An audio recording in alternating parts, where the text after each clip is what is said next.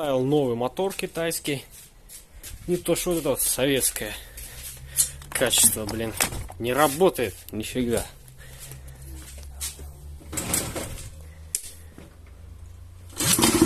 Ой, тапок улетел.